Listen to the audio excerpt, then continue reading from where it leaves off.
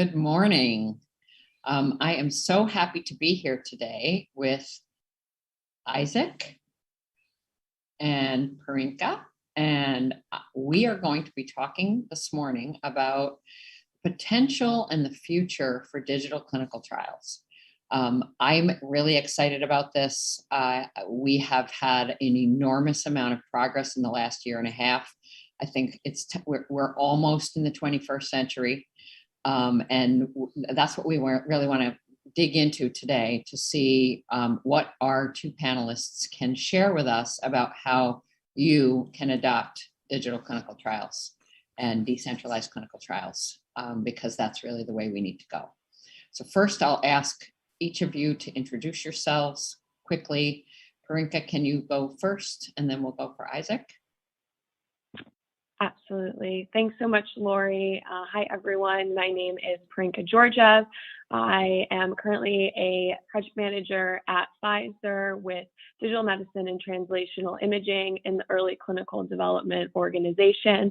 I've been at Pfizer for about 5 years now, and my previous educational background is in pharmaceutical science, but really passionate about the space in digital medicine, and spent the last about 2 years focusing on, decentralized and digitized studies. Thank you. Excellent. Isaac? And thank you, Lori, and welcome all of our colleagues who are attending online this conversation. I am truly delighted to be here with all of you, and thank you for the opportunity to speak with all of you. I'm Dr. Isaac Rodriguez Chavez. I am the Senior Vice President for Scientific and Clinical Affairs at ICON PLC. I lead the strategy for decentralized clinical trials, scientific and clinical affairs strategy for decentralized clinical trials, digital endpoints, digital therapeutics. Previous to this, I was a senior FDA officer working on similar aspects regarding to decentralized clinical trials and the use of digital health technologies. I am truly happy to be here with all of you. And so we're going to unpack a few things, but then we're also going to share some information so that you can look up some of the agencies that we're going to talk about, because there's a huge amount of effort going on right now in this space. And if you haven't been introduced to it, we want to introduce you to it now. Let's talk a little bit about the potential that the digitization of clinical trials offer. Where do you see the biggest benefits to each major segment of the industries, the patients, the sites, the vendors, and the sponsors? That's a really big question, but that should get us really rolling. So Isaac, could you go first? Give us some of your insights. Certainly. We are facing in the clinical research enterprise historical transformation and an unprecedented transformation that was originally catalyzed because of COVID-19. And that is essentially the implementation of decentralized clinical trials enabled by digital health technologies. Though decentralized clinical trials are not new, because there is documentation of doing elements of decentralization as early as the early 2000s, the bulk of the implementation of remote activities in clinical investigations really was implemented and catalyzed massively because of COVID-19. This is now something that is here to stay. Is not just a temporary or transient type of situation. And this transformation is happening as we speak. And the digitalization of decentralized clinical trials is happening as we speak. Who is benefiting from the implementation of remote activities? The value proposition for decentralized clinical trials started evidently with having the patient, the participants at the front and center of all of these activities. Is enhancing the convenience of the participants to engage them, to initially engage them in clinical investigations in decentralized clinical trials, and to maintain them engaged in the clinical investigation. So lowering the burden throughout the entire trial in terms of the trial-related activities, so that now participants in the trial remain active and engage with the clinical investigation. But in reality, decentralized clinical trials need a multidisciplinary team. And the benefit is for all parties involved in decentralized clinical trials. Another value proposition is that decentralized clinical trials can assess more holistically the health outcomes related to the specific protocol compared to, for example, traditional clinical investigations. The use of digital health technologies, wearable devices, digital endpoints that can provide information on a more continuous basis is really something unprecedented that was not classically used and it was not commonly used. However, we do have some traditional trials that were using technology, and nowadays that is the case as well. But the remote, doing this outside of the clinic and collecting information 24/7, if you will, and per protocol on a more continuous basis, creates an unprecedented amount of data, health-related data, that is holistic, that cannot be compared with episodic visits happening in traditional clinical trials. That is a major advantage for the sponsors, for the CROs or the partners acting on behalf of the sponsor, and for the vendors who are engaged in providing the technology and partnering with the CROs and the sponsors to deliver this kind of outcomes in the clinical investigations. Another value proposition of decentralized clinical trials is the opportunity to enhance equity, diversity, and inclusion. And that historically has been a problem in traditional clinical investigations. This doesn't happen just because it's a decentralized clinical trial that we're dealing with. It's because decentralized clinical trials offer opportunities to create proactively plans to enhance EDI. And so that's another value proposition. But the benefits are many, and the benefits go from the participant, front and center, and all the parties involved in the clinical investigation. The last one to say is cost and effectiveness, and we're still learning about the costs. I will not discuss that point because there has to be an initial investment in terms of the implementation of decentralized clinical trials, but the idea is to make it cost sensible and to make it effective. So timing is of the essence, and trying to complete these trials in a shorter time frame is a possibility, something that if you compare with the clinical investigations, traditional trials, is of interest for the sponsors as well as the sites and the participants. Thank you. Okay. So Priyanka, you've been at Pfizer, who is clearly ahead of the curve, especially when compared to a lot of startup biotech companies who are just starting to dip their toe in the water. Tell us the kinds of things that you've seen Pfizer doing that you think are benchmarks that we should be using. Sure. So I can probably speak to some very specific things. I think a lot of the work is still very early on in the sense of that, we are collecting so much data, maybe implementing and using new technologies and new devices. So just understanding that we are still learning from at-home data collection and how reliable it can be, and what is truly going to be the standard moving forward for remote collection. I think that there's still a lot of work to be done there. I think some of the things that across Pfizer we've seen is implementing things like virtual visits in our studies, or even at-home visits with an at-home nurse or another provider who can come to the patient's home, which will obviously help them reduce travel time, burdens going to a site, as Isaac spoke to, and even kind of integrate them in their day-to-day life. So, when our team deploys things like sensors and wearables in our clinical trials, maybe a participant doesn't have to be on site for data collection with that technology. They can use it day to day. It doesn't distract from their daily activities, and we can still get that really valuable data collection that Isaac spoke to for sponsors and even other parties like our collaborators and CROs. I think those are some of the really important things. I think, other benefits too is if we can do things in a decentralized manner, we have the opportunity to improve recruitment if that seems attractive to patients, and potentially enroll patients faster and get our trials done much sooner. There's obviously been a lot of, recruitment efforts in the last year and a half in order to get some of our studies up and running a lot faster.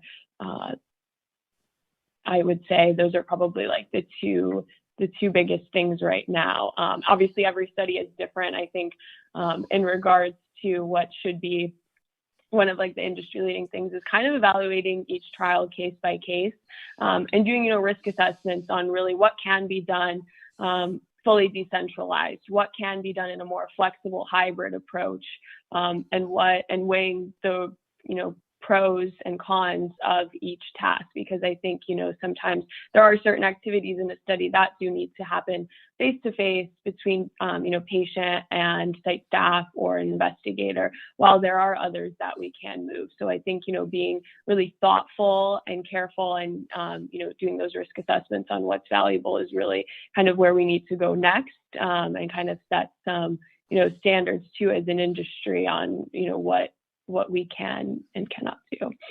So I want to drill down a little bit and actually talk about how a company would get started. Like you've talked about different assessments and different procedures for different trials, but where do you start and how do you start? And that would be for either or both of you. Yeah, so that's a good question. I can start it off. I know that, I'm sure many companies like Pfizer, I think in the last, 5-10 years have created organizations or groups that, are looking at digitizing, all aspects of the company, especially in clinical trials. And I think that's kind of where our team has come in and has been evaluating technology for quite some time and, implementing it in our studies, and first looking at to see if what we're trying to deploy is actually collecting the data that we want to collect. Is it reliable? Does it make sense for the disease population in the therapeutic area? And, can it integrate seamlessly and operationally in our studies? So I think some of that background work needs to be done first, whether internally, sometimes externally, and then, yeah. How early? How early? Oh, I think it probably depends. Not that that's probably the answer you're looking for, but I think it could depend on the technology and what kind of information is already available out there in the literature on it too. So if there isn't a whole lot, a company might take a way more conservative approach as we do and do a lot more extensive testing on it before actually, taking it and putting it in our studies and then using the data for something like a regulatory claim or filing. So I think that can really depend. But I think having that background work, and I know when the pandemic hit, having that knowledge already, we were then able to kind of do an assessment, what's the current landscape of what we have internally, what's the current landscape externally, and now where can we apply these different technologies into our studies that, we're confident in. So I think that's sometimes the first step. And then, where can they apply? But then also, where does it make sense for them to apply? Where will we actually get more of a benefit in having, this remote data collection versus in person? Where is it, most needed versus not? And kind of also weighing even the patient burden of doing something either in person or remote. I think it can be burdensome either way sometimes. I think what do you offer about where to start? Right. This is a very important question. And so it's really, really critical. There is a lot that can be said about where to start. In the first place, I'm just going to go really basic and then drill down a little bit. Good. There is not DCT, decentralized clinical trials represent multiple approaches. there is no one solution that fits all. Mhm. And the beginning in all of this in my mind is really basic. How much knowledge do we have organizationally and individually about decentralized clinical trials? The more we understand decentralized clinical trials, the more prone we are to embrace those concepts and ideas and content that we understand, the more prone we are to implement and find solutions and designs in the decentralized clinical trial space. And it goes hand in hand. The more I know and understand, the more I think about this, the more I will be prone to find solutions and engage and create partnerships with the right professionals and organizations to come up with solutions. That to me is really important. Along with that, there is an initial assessment that has to happen internally in each organization. And the philosophy and the culture of each organization is very unique, is individualized. So understand where your culture and your goals are as a company, as an organization, and how decentralized clinical trials can be a tool that can be utilized to meet the goals of your organization. So there has to be an alignment, there has to be a change management in place, there has to be an initial investment, there has to be resources, not only in terms of finances, but in terms of professionals who will be the champions leading the decentralized clinical trial strategy, initiative, design, implementation, and setting up partnerships with, for example, CROs and other service providers like technology vendors to be able to deliver this enterprise and give you the results that you want. In ICON PLC, we have implemented a group of colleagues working together, and we have a holistic view that it represents, that is customized to each specific trial, to each specific DCT according to the needs of the sponsor. We look at the need of the sponsors, we look at the specific indication of the investigational medical product. We look at the target population where the product needs to be tested. We look at the scientific logistical feasibility, what sites are available and can express or are interested in doing this kind of investigation.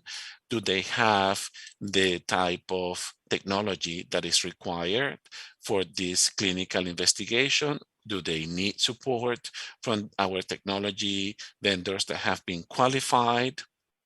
We look at the technology before even we finalize trial design to make sure that the technology really fits the purpose, the specific needs of the trial. We may need to do adjustments and optimization of the technology, the digital health technologies, meaning the wearable devices, the digital endpoints have to be tested on their quality management systems for quality control, quality assurance, verification, validation, to make sure that we really produce data that is of quality and that the integrity of the data will be maintained. We assess safety monitoring of the participants, how that is going to happen remotely, how can that be in sync with the specific of the trial. So again, there is a holistic view that we put in place to really provide customized solutions. In our case, those solutions are end to end. It's from the very beginning to the very end, technology agnostic, and partnering with the sponsor and the qualified vendors to deliver the best that is the possible solution. So there are multiple. Approximately how much time does somebody need? And do they need to add in their planning, or is it in parallel? I'm trying to really get practical. So ideally you will plan this beforehand. Doing this, I mean, I don't recommend to do this in parallel. There has to be an early consultation, an early phase consultation for all of this to be discussed for the feasibilities and the operational feasibilities be all assessed and put in place.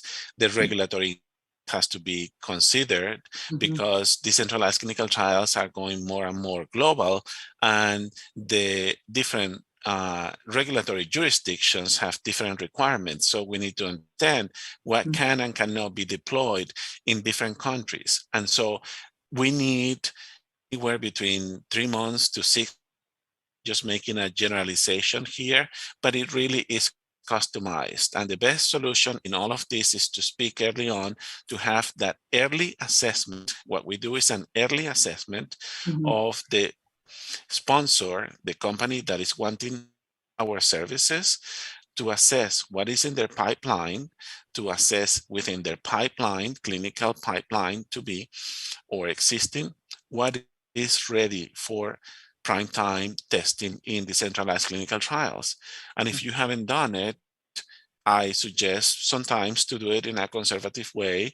For example, implementing a hybrid decentralized clinical trial, so that you do the initial investment on a specific remote activities, see what kind of results you get, scale up to include more remote activities, and see if in your pipeline you have products that can be leveraged or cohorts that can be leveraged between different products, so that you don't have to reinvent the wheel. You capitalize on the infrastructure that you developed, and you move on, increasingly scaling up the percentage of decentralization of your activities.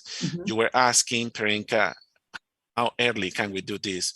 As early as possible, early consultation. In what phases of the clinical investigation? In all phases of the clinical investigation, especially if you have information from PK, PD, pharmacokinetics, pharmacodynamics on the investigational medical product, preclinical data on the investigational medical product for the safety and toxicity, so that you have information on the toxicity profile, safety profile of that investigational medical product. If you have that information, potentially you could think about a phase 1. You don't have that information, then you cannot work on a phase 1 on the decentralized clinical trials condition. But it's more expensive to work on a phase 3 when you haven't done the investment early on. And the standardization early on. You touched upon the global regulatory environment. What type of insights would you have for us to tell our guests to how and when to approach FDA about your overall plan for decentralizing? At what point? So the regulatory expectations for decentralized clinical trials are the same compared to any other clinical investigation. The FDA has well-established mechanisms of engagement with the sponsors, and they are the same, and they are applied to decentralized clinical trials.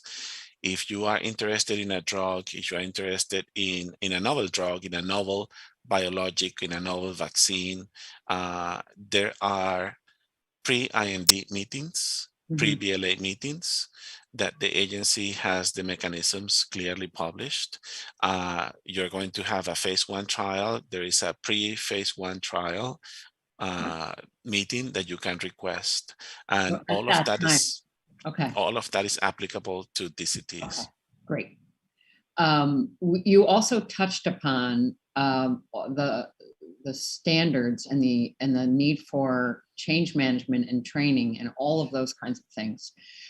I'm going to make a little plug for an organization that we're both members of, the Decentralized Trials and Research Alliance, which is working on exactly this stuff to get playbooks and all kinds of tools out there so that companies can feel confident that there's standardization across how, as much as possible, across how things will be adopted. This has been an ongoing effort for this year, and it will continue to be an ongoing effort. So I would urge all to pay attention when we send out our links afterwards. There's also another association called the Digital Medicine Society, which is an interesting and valuable support to do the same type of initiative. Isaac, can you tell us a little bit about the other two? I think there's two others that. Yeah, so there are several organizations working from different angles on supporting decentralized clinical trials directly or indirectly.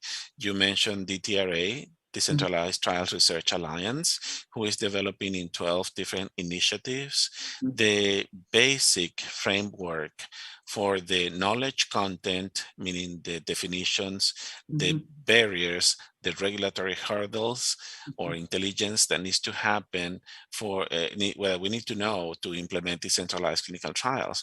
The Digital Medicine Society is working on all of the digital medicine aspects, digital endpoints, digital health technologies, the digital health divide, the implementation of this digitalization in multiple jurisdictions, and so on and so forth, and the use cases and the expansion of the verification and validation to include usability and different aspects connected to the digitalization of decentralized clinical trials. The IEEE SA DCT program, in which I'm also part of, is working on the creation of DCT ISO standards for the industry. And the IEEE is well known because of their ISO standards and the implementation of standardized practices that the industry follow. So in this case, they are developing the framework that will be the base ground to develop the standards on DCTs for the industry. Okay. Other associations are ACRO, who already has published information on the toolkit to operationalize decentralized clinical trials. That information is publicly available. Transcelerate is working with the different pharmaceutical industries and biotech companies in terms of implementing best practices for decentralized clinical trials. CDISC is another organization that is working on data standardization, and they understand that decentralized clinical trials is becoming mainstream in clinical investigations. They just had their meeting this year, and I was pleased to be part of that. And they were clearly indicating the importance of implementing standards for data management, data portability, data integration in decentralized clinical trials. And in Europe, Demobilize is working on digital endpoints. Trials at IMI, Trials at Home is working on 5 different trials, DCTs to be implemented in Europe under the GDPR. That's another example. The American Telehealth Association is working on telehealth across the multiple states in the United States. And I can continue with many other organizations. Okay. I feel like we've ignored Parinka for a couple minutes, and I want to pull you back in again. What has been, in working at Pfizer in this space, what has been your biggest aha in the past couple of years? And then I'm going to have a couple other questions that have come in. So I'm going to pivot to those questions in a minute. Okay, thanks, Lori. I think the biggest aha, and I think we've touched on it quite a bit already on this panel discussion today, is how important it really has become. I think, some of this work has been going on for quite some time and then was raised to our attention once the pandemic hit. But I think, and that was maybe an aha moment for many people, but I think for me personally, it kind of came afterwards, and just seeing such importance being put on not just us as sponsors, but even our partner vendors are, really making an effort to curate solutions and technologies so that we can operationalize and do what we want to do to decentralize and digitize our studies. I think that's been a really big shift, even in priorities in the organization. Like I said, some of this work has been going on for so long, but as with any change, it does take time to do a lot of just the risk quality assessments, qualify technologies, qualify vendors, find the right sites and partners to do business with. But I think in the last few years we've seen a lot of organizations step up to the plate, which has been phenomenal, and having support from our leadership has also been fantastic. So I think that's really helped us push forward and be able to innovate and kind of move from more like the exploratory phase of where we've conducted some of this in the past and really implement it moving forward. That's great. We do have a question about, and I suspect I know the answer to this. In your opinions, will decentralized clinical trials become the norm?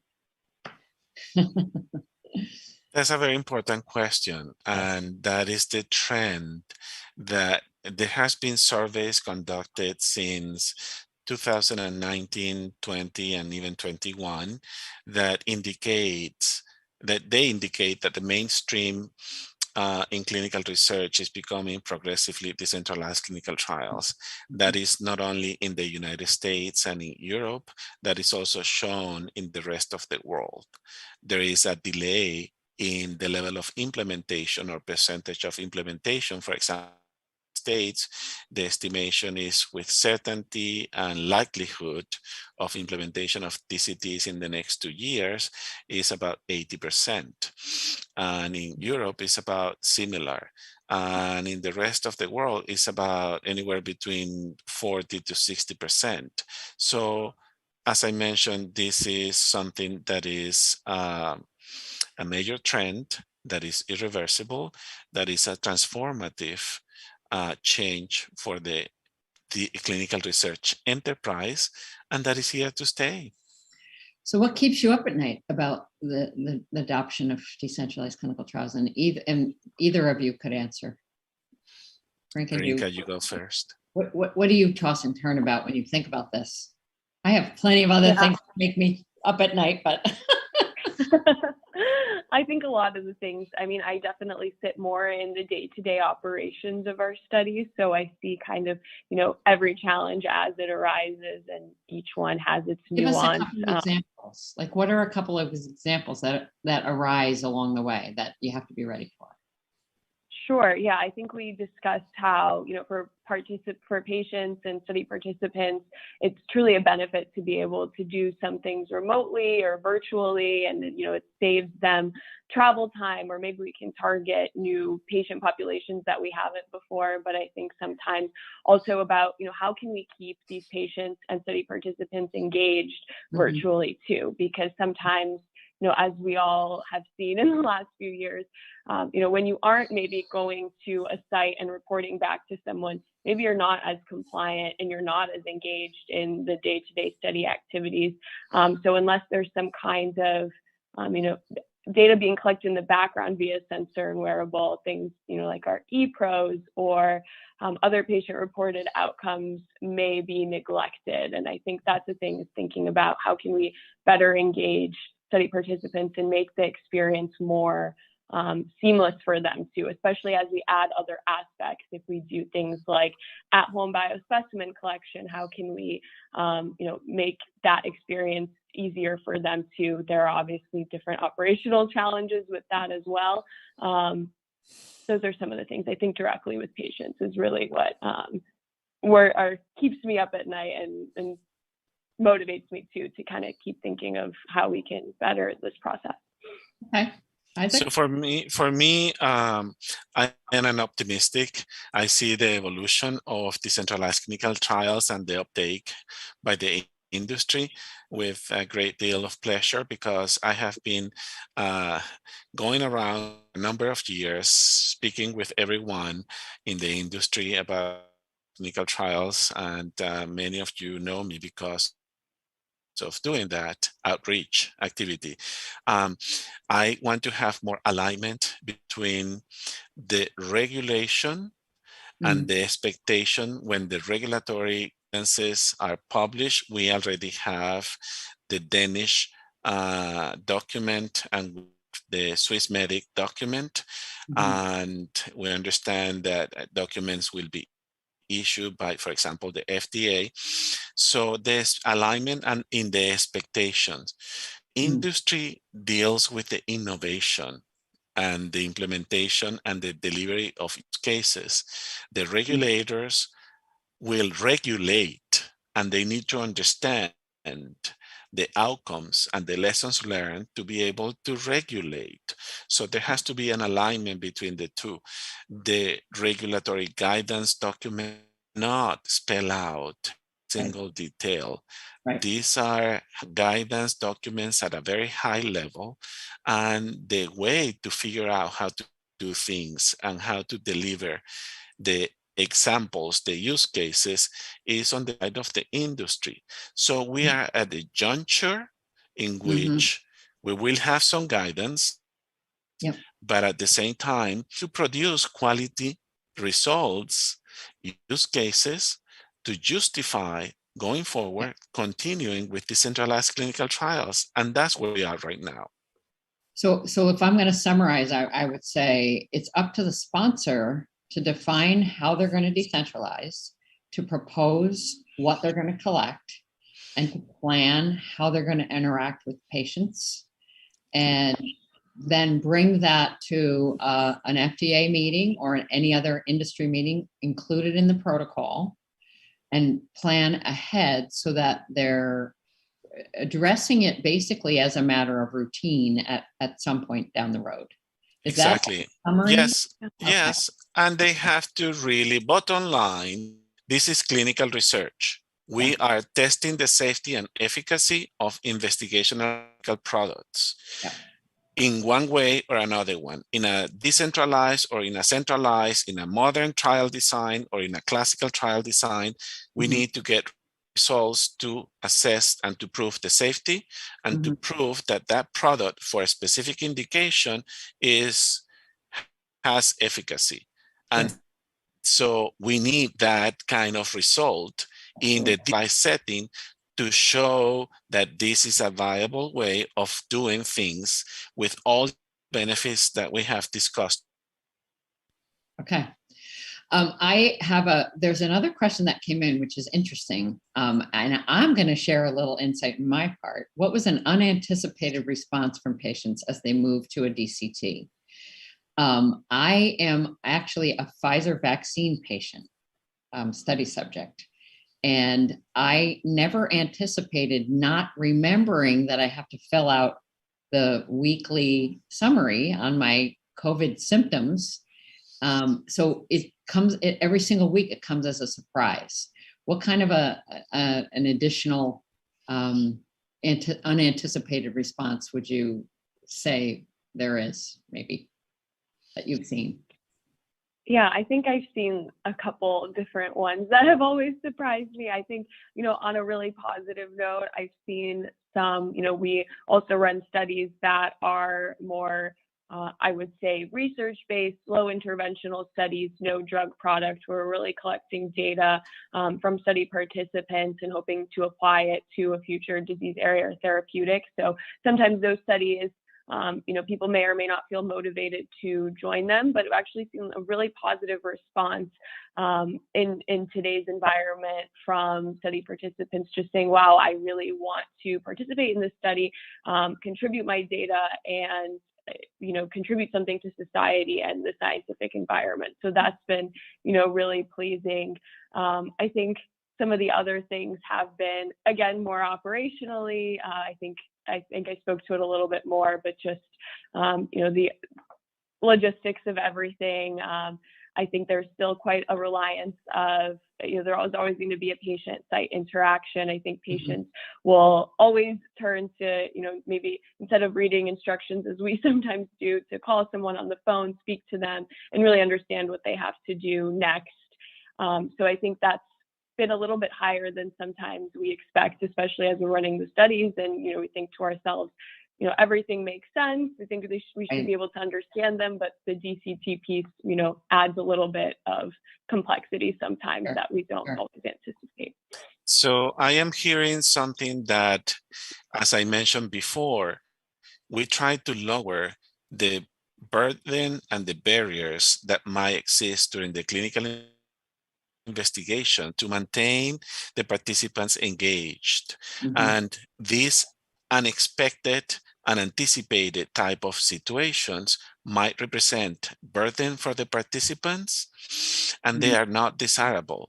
Why are we visiting this when we are discussing that we need to discuss ahead of time and try to anticipate so that we can mitigate ahead of time before deploying the clinical trial, before deploying the DCT?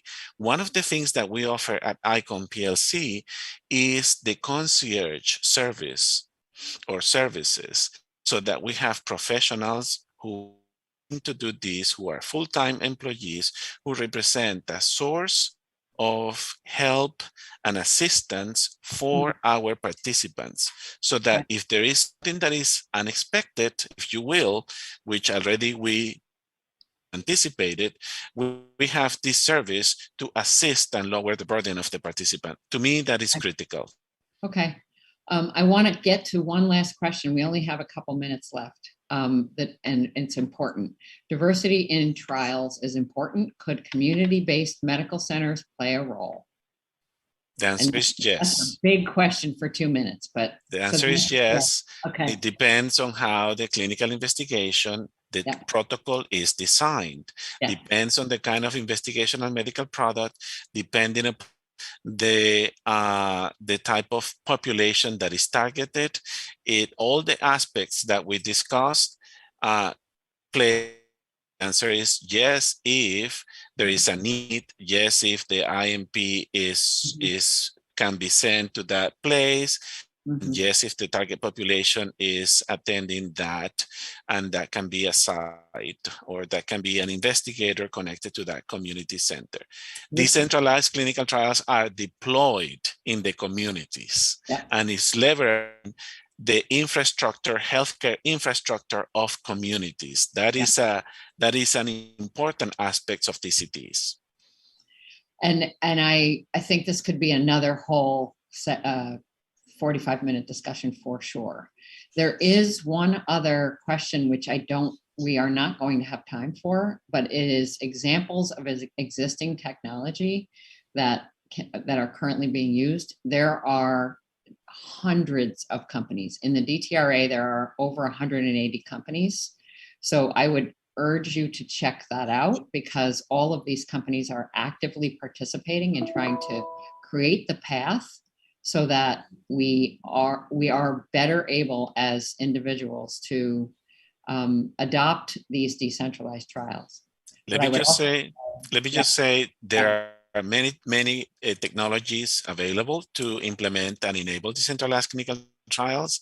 The trend, in my opinion, for decentralized clinical trials is more convergence, more digitalization, more collaboration among multiple entities, and definitely from the patient perspective, the unification of the participation in the clinical research enterprise with offering DCTs as a clinical research or as a healthcare option. Okay. Because our journeys are not divided. Absolutely. Our health journey is one. Okay. So we are at time, and I would really like to thank both of you. Obviously, this is a really big topic to try to tackle in this short amount of time, and I hope that we can possibly get together and do more. Absolutely. It has been a pleasure. And if there are additional questions, please, everyone, feel free to follow up with us. We are all available in our emails and in LinkedIn. Absolutely. Thank you, Lori. Thank you, Parinka. And thank you, Laura, and everybody for being here. Very, very good. Have a nice day. Bye-bye.